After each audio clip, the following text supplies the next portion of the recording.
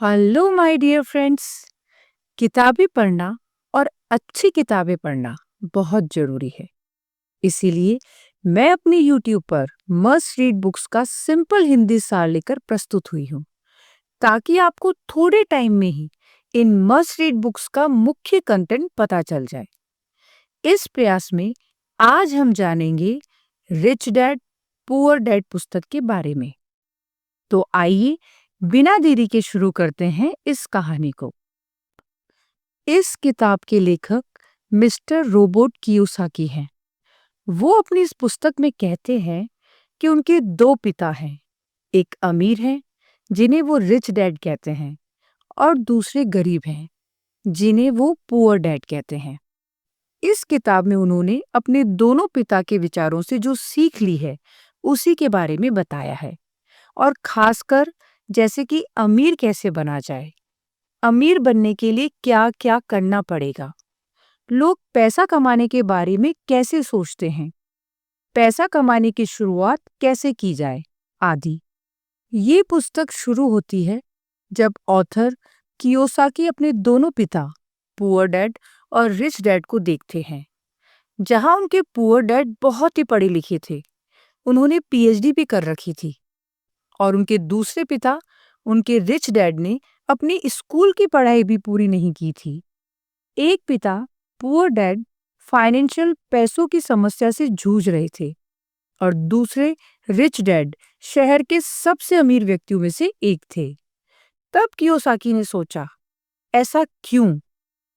और उन्होंने सोचा कि अपने रिच डैड से ये सीखना चाहिए कि पैसे कैसे कमा जाएं। कियोसाकी के रिच डैड कहते थे कि तुम अपने आप से पूछो कि तुम कैसे किसी भी चीज को ले सकते हो। उनका मानना था कि जब तुम कहते हो कि तुम ये चीज नहीं ले सकते हो, तो तुम्हारा दिमाग काम करना बंद कर देता है।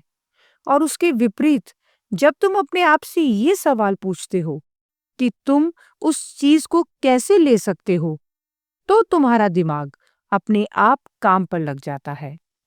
उनका ये कहना बिल्कुल नहीं था कि आप सब कुछ खरीदते चलो। उनका ये कहना था कि अपने दिमाग को हमेशा एक्टिव रखो, उसे काम पर लगाओ, जिससे तुम्हारे ब्रेन की एक्सरसाइज होगी और वो दिन ब दिन मजबूत बनता चला जाएगा। अमीर पिता ने उन्हें कहा कि आप कितना पैसा कमाते हो, ये महत्वपूर्ण नहीं है। महत्वपूर्ण ये है कि कितना पैसा आप बचाते हो। बहुत सारे लोगों को ये नियम पता नहीं है। इसीलिए हम देखते हैं कि लाखों रुपए की लॉटरी जीतने वाला गरीब या मध्यम वर्गीय आदमी अचानक से अमीर तो बन जाता है, परंतु कुछ ही सालों में अपनी पुरानी हालत पर आ जाता है, क्योंकि उन्होंने बचाए नहीं, सिर्फ खर्च किए। हम ये भी देखते हैं कि कोई खिलाड़ी जो 25-30 साल की उम्र में करोड़ों रुपए कमा रहा था, पर उसके 10-15 साल बाद उसके पास कुछ नहीं बचा है। वह बेघर हो गया है, और उसे अपना खर्च चलाने के लिए बसों को साफ करना पड़ रहा है। क्या आप उस खिलाड़ी का नाम बता सकते हैं? सोचिए सोचिए, जरा सोचिए। हर आदमी का एक इनकम स्टेटमेंट, आय विवरण, बैलेंस शीट और कैश फ्लो, पैसे का बहाव होता है। इनकम स्टेटमेंट में दो भाग होते हैं, एक इनकम, कमाई, और दूसरा एक्सपेंसेस, खर्चा। ये आपको बताता है कि आपने कितने पैसे कमाए हैं और कितने खर्च किए हैं, तथा सब खर्च निकालने के बाद आपके पास कुल कितना पैसा बचा है, कुछ बचा भी है या नहीं। बैलेंस शीट में भी दो भाग होते हैं, एक एसेट, संपत्ति, और दूसरी लायबिलिटीज, देनदारी। आपके एसेट आपके लिए पैसा बनाते हैं, ये आपको पैसा कमा कर देते हैं, जैसे जमीन, शेयर मार्केट और बॉन्ड्स में लगाया गया पैसा। इंटेलेक्चुअल प्रॉपर्टी, बौद्धिक संपदा आदि। लायबिलिटीज का मतलब देनदारी, जैसे घर का या कार का लोन, क्रेडिट कार्ड का लोन आदि। गरीब आदमी का कैश फ्लो कुछ इस डायग्राम के जैसा होता है। मतलब गरीब आदमी के पास कमाई का स्रोत सिर्फ वेतन होता है। उनका लगभग पूरा पैसा कर, घर का किराया, खाना, कपड़े आदि में चला जाता है। महीने के अंत में अधिकतर इनके पास ना के बराबर पैसा बचता है या कुछ नहीं बचता। अब मध्यम वर्गीय आदमी की बैलेंस शीट देखते हैं। उस आदमी का एसेट का कॉलम हमेशा खाली रहता है। वह इसलिए होता है क्योंकि उनके पास महीने के अंत में कुछ नहीं बचता है। यदि बचता भी है तो वे उसे एसेट में नहीं लगाते हैं, बल्कि वे उसे टेलीविजन आदि जैसे मनोरंजन साधन खरीदने में खर्च कर देते हैं। ऐसा इसलिए होता है क्योंकि उन्हें किसी ने एसेट के बारे में बताया ही नहीं होता, ना ही स्कूल में, ना माँ बाप ने और ना ही दोस्तों ने। लायबिलिटीज वह खरीद नहीं पाते हैं क्योंकि उनके पास उतने पैसे बचते ही नहीं हैं। घर लेने के बारे में सोचते हैं और नया घर लेने के बाद वे फर्नीचर लेते हैं। फिर जैसे जैसे इनकी आय बढ़ती जाती है, वैसे वैसे वो कार और कुछ दूसरा सामान लेने लगते हैं। फिर उनकी लायबिलिटीज का column home loan, car loan आदि से भर जाता है। इसके बाद लोन की किश्तों की वजह से उनका खर्चा बढ़ता है और उनकी पूरी सैलरी उनके मासिक खर्च में से चली जाती है। इस प्रकार उनका एसेट का कॉलम खाली ही रह जाता है। अमीर आदमी के एसेट उनके लिए पैसा कमाते हैं। लेखक के गरीब पिता का लगभग सारी सैलरी उनके मासिक खर्च में ही चली जाती थी और उनके अमीर पिता कई सालों से एसेट में पैसा लगा रहे थे, जिसके कारण उनका एसेट कॉलम उनकी लायबिलिटीज से बहुत बड़ा हो चुका था, जो अब उनके एसेट उनके खर्चे से ज्यादा पैसे बना रहे थे। लेखक के अमीर पिता भले ही पढ़े लिखे नहीं थे, लेकिन वह पूरी तरह फाइनेंशियली लिटरेट थे और पैसा काम कैसे करता है उन्हें ये बहुत ही अच्छी तरह से पता था। चाहे आदमी गरीब हो या अमीर, उसे पैसे तो कमाना आता है, लेकिन उसे पैसे को मैनेज करना नहीं आता। उन्हें बहुत हार्डवर्क करना तो आता है, लेकिन अपने पैसे से हार्डवर्क करवाना नहीं आता। वे बस खुद ही काम करते रहते हैं, अपने पैसों को काम पर नहीं लगाते हैं। जैसे जैसे उनकी कमाई बढ़ती है, उसी के अनुपात में उनके खर्चे भी बढ़ते रहते हैं और उन्हें लगता है कि ज्यादा पैसे आने से उनकी सारी समस्या का समाधान हो जाएगा। इसीलिए वो लगातार अपनी सैलरी बढ़ाने के लिए मेहनत करते रहते हैं। चाहे उनका वेतन कितना भी बढ़ जाए, उनकी आर्थिक समस्या खत्म नहीं होती। वे ये कभी नहीं समझते हैं कि उनकी असली समस्या ये है कि उनके पास जो पैसा है वे कैसे खर्च कर रहे हैं, उसका उपयोग कैसे कर रहे हैं। और ये समस्या फाइनेंशियल इलिटरेसी की वजह से है। सबसे पहली बात जो आपको माननी चाहिए वह ये है कि सबसे पहले खुद को पे करो। जो भी पैसा आप कमाते हैं, उसमें से कुछ हिस्सा अपने लिए रखो, यानी कि अपने लिए पैसे बचाओ और उन बचे हुए पैसों से ऐसे एसेट खरीदो जो आपके लिए पैसा बना सके, यानी आपको पैसा कमा कर दे सके।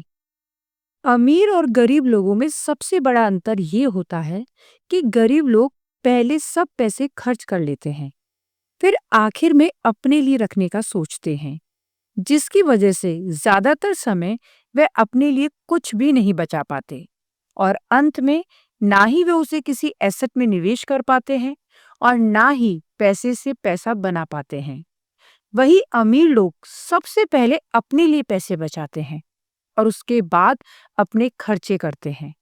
ये करने के लिए बहुत ही प्रयास और सेल्फ डिसिप्लिन की जरूरत पड़ती है। कई बार आपके सामने कुछ आर्थिक समस्याएं आएंगी, फिर भी आपको सबसे पहले खुद को ही पे करना है और उसे बचाना है। जब आप अपने ऊपर सेल्फ डिसिप्लिन करना सीख जाएंगे, तो समझ लीजिए कि आपने अमीर बनने की तरफ अपना पहला कदम बढ़ा लिया है। जो लोग सबसे पहले खुद को पैसे देते हैं, उनका कैश फ्लो कुछ इस डायग्राम की तरह होता है। आप बहुत ही आराम से दोनों कैश फ्लो के बीच का अंतर देख सकते हैं। खुद को पहले पे करने वाले आदमी की एसेट का कॉलम काफी भर चुका है, जिससे वह अपने अन्य खर्चे देखता है और उसमें जो बचता है उसे वह फिर से एसेट में ही निवेश करता है, ताकि उसे अपने वेतन पर ही पूरी तरह से निर्भर ना रहना पड़े। वहीं पर पहले खर्च करने वाले आदमी की सारी सैलरी उसके खर्च में ही निकल जाती है और उसके पास ना के बराबर पैसे बचते हैं, जिससे वह अपने एसेट कॉलम को नहीं भर पाते हैं। यहाँ सबसे महत्वपूर्ण बात ये निकल कर आती है कि अमीर लोग सबसे पहले एसेट वाले कॉलम पर फोकस करते हैं और गरीब लोग इनकम स्टेटमेंट पर फोकस करते हैं। अमीर लोग अपना पैसा बिजनेस, शेयर, सरकारी बॉन्ड और रियल एस्टेट में निवेश करते हैं। वे कई और जगह भी पैसा लगाते हैं, जहां से उन्हें एक रेगुलर इनकम मिलती रहे। उनका ये निवेश उनके लिए एसेट है, जो उनके लिए पैसा कमाते हैं। जो एसेट आपको पसंद है, आपको उनमें निवेश करना चाहिए। आपको ये पता करना चाहिए कि कौन-कौन से एसेट की श्रेणियां आपको अच्छी लगती हैं।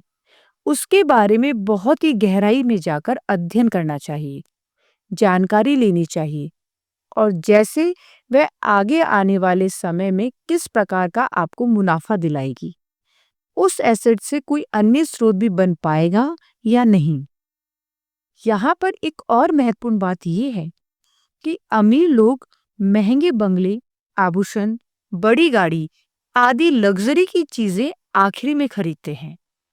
सबसे पहले वो एसेट खरीदते हैं, जहां से उन्हें कमाई होती है, और इसी जगह पर गरीब और मध्यम वर्ग के लोग लग्जरी चीजें पहले खरीदते हैं। अमीर लोग सबसे पहले अपना एसेट का कॉलम मजबूत करते हैं, फिर उस एसेट से मिलने वाली कमाई से वे अपने लिए लग्जरी का सामान खरीदते हैं।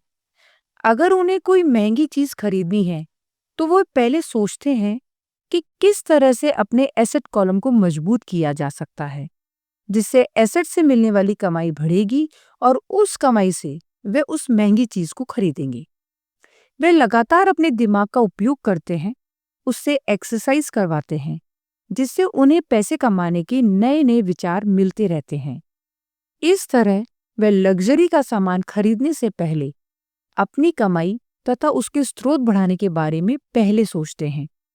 वहीं पर अन्य लोगों का एक ही कमाई का स्रोत होता है, वह है नौकरी। और जब वे कोई लग्जरी का सामान खरीदते हैं, तो उनकी पूरी आर्थिक स्थिति बिगड़ जाती है।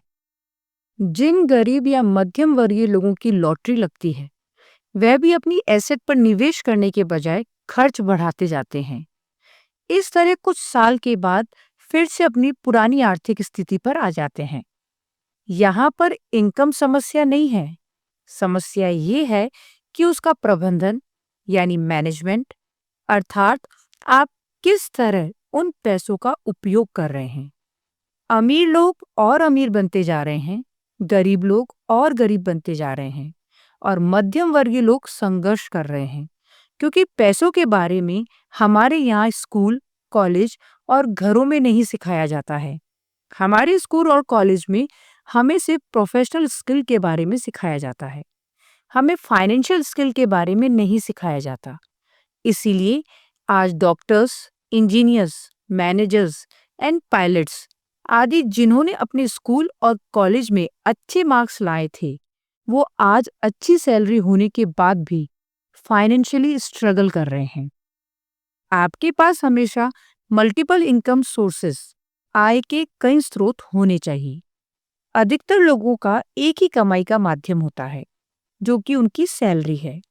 वे कहते हैं कि वे बहुत सुरक्षित जीना चाहते हैं, इसीलिए वे अपनी सैलरी पर ही निर्भर रहते हैं। पर वे ये नहीं समझ पाते कि एक ही कमाई के स्रोत पर निर्भर रहना कितना बड़ा जोखिम है। इनकम सोर्स भी 3 प्रकार के होते हैं।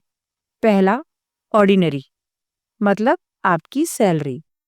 दूसरा, पैसिव, मतलब रियल एस्टेट आदि से कमाया गया पैसा, यानी जहां से आपके न रहने और ना ध्यान देने पर भी पैसा आएगा।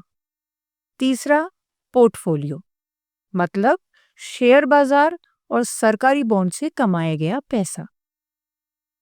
आज के समय में दुनिया के सबसे अमीर आदमी अमेज़न के संस्थापक श्री जेफ बेजोस और दुनिया का सबसे महान निवेशक Shri Warren Buffett portfolio income की वजह से ही अमीर बने हैं।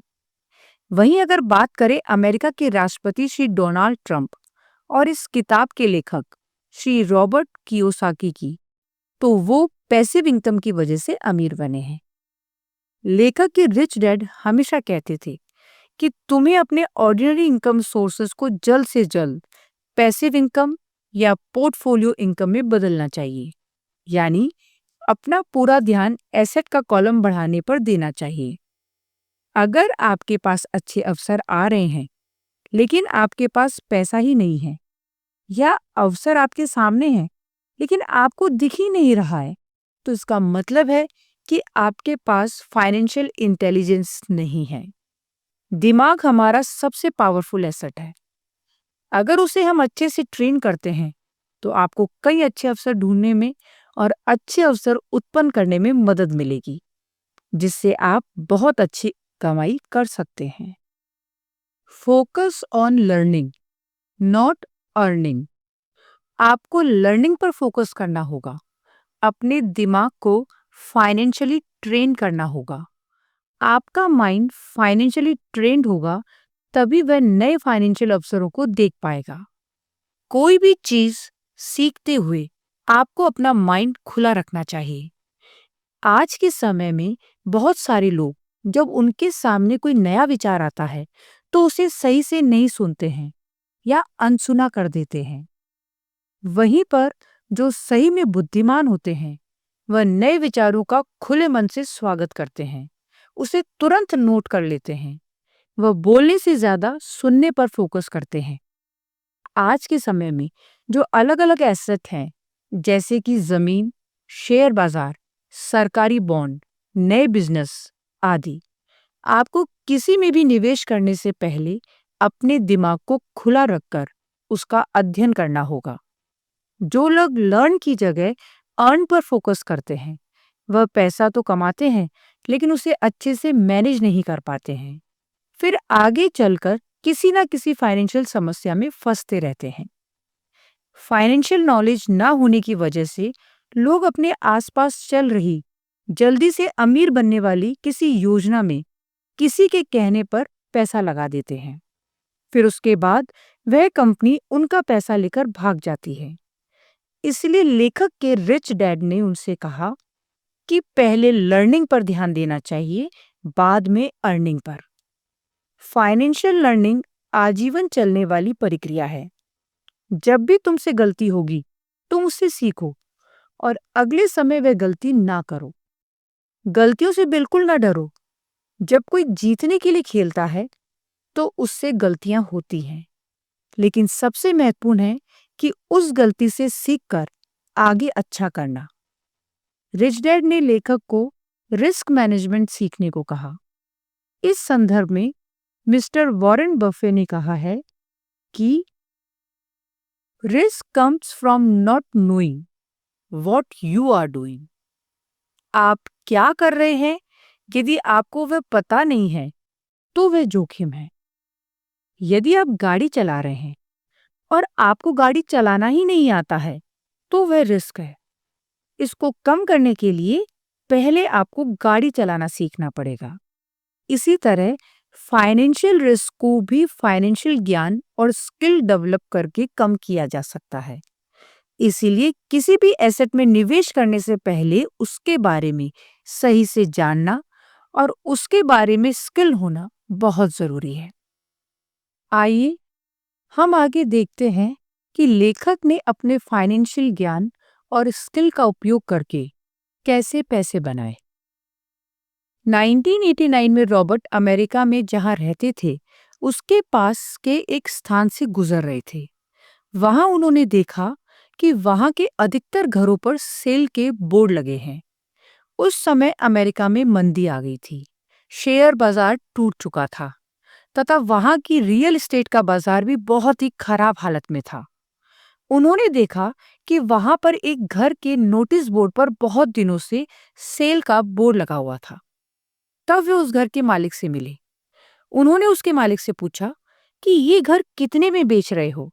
उसने कहा कि मैंने बहुत दिनों से इस घर को बेचने के लिए बोर्ड लगाया है, लेकिन कोई भी ये घर देखने के लिए और दाम पूछने के लिए नहीं आया। तो आप ही घर देख लो और मुझे इसका दाम बताओ। रोबोट को वो घर बहुत पसंद आया और उन्होंने वह घर $20,000 में खरीद लिया। फिर उसके बाद उन्होंने उस घर में किराएदार रखे। 1-2 साल बाद जब उस स्थान पर रियल एस्टेट का मार्केट बढ़ने लगा, तो लोग उस स्थान पर घर खरीदने लगे। उस समय उन्होंने $20,000 में खरीदा घर $95,000 में बेच दिया।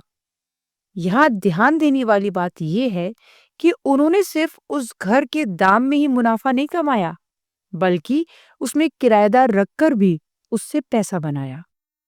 उसके 1 महीने बाद फिर उन्हें एक अच्छा फ्लैट मिला, जिसका मालिक जर्मनी का था। उन्हें उस एरिया के रियल एस्टेट मार्केट के बारे में ज्यादा जानकारी नहीं थी। वह बस उस फ्लैट को जल्द से जल्द बेचकर जर्मनी जाना चाहते थे। अब लेखक उसके साथ मोलभाव करके वह फ्लैट भी खरीद लिया और 2 साल बाद लगभग 1.5 गुना दाम पर उसे बेच दिया। उन पैसों से फिर उन्होंने एक मंदी वाले एरिया में घर खरीदा और जब वहां पर मंदी खत्म हुई तो उसे बेचकर अच्छा मुनाफा कमाया। इसकी मदद से वे बताते हैं कि कैसे कम पैसों को ज्यादा पैसों में बदल सकते हैं। उसके लिए आपके पास उस एसेट से जुड़ा आर्थिक ज्ञान होना चाहिए, तभी आप अच्छे अवसर ढूंढ पाएंगे। लेखक को रियल एस्टेट की जमीन, घर और छोटी कंपनी में निवेश करने में दिलचस्पी है, इसलिए वे उसके बारे में ज्ञान इकट्ठा करते हैं, फिर अच्छे अवसर तलाशते हैं। आपको जिस एसेट में इंटरेस्ट है, उसका अच्छा ज्ञान लीजिए, फिर उसमें निवेश करने के बारे में सोचिए। दोस्तों, अंत में लेखक ने पुनः एक बार याद दिलाने की कोशिश की है कि गरीब और मध्यम वर्ग के लोग पैसों के लिए काम करते हैं, वहीं अमीर लोगों के लिए पैसा काम करता है। अमीर लोग अपने एसेट कॉलम को बढ़ाने में लगे रहते हैं। उन्हें उससे जो मुनाफा मिलता है, उसे वो वापस वहीं और पुनः निवेश करते हैं। इस तरह उनका पैसा उनके लिए लगातार काम करता है। किसी भी एसेट में पैसा लगाने से पहले उसमें जिन लोगों ने निवेश किया है, उनसे मिले, जो लोग उसमें निवेश करके सफल हुए हैं। यदि उनसे मिलना संभव नहीं है, तो उनके बारे में पढ़ें और उस एसेट के बारे में गहन ज्ञान हासिल करने का प्रयास करें। तो ये थी दोस्तों रिच डैड पुअर डैड की हिंदी समरी। आशा करती हूँ आपको ये पसंद आई होगी। ऐसे ही और किताबों के लिए बने रहिए मेरे साथ मेरे YouTube चैनल निशा शास्त्री ऑडियो स्टोरीज पर, और मुझे अपने सुझाव मेरे इंस्टाग्राम IamNish1992 पर या मेरे स्नैपचैट निशा शास्त्री 24 पर मैसेज करके दे सकते हैं। यदि आप मेरे चैनल पर नए आए हैं, तो प्लीज मेरे चैनल को सब्सक्राइब करना बिल्कुल भी ना भूलें। Thank you.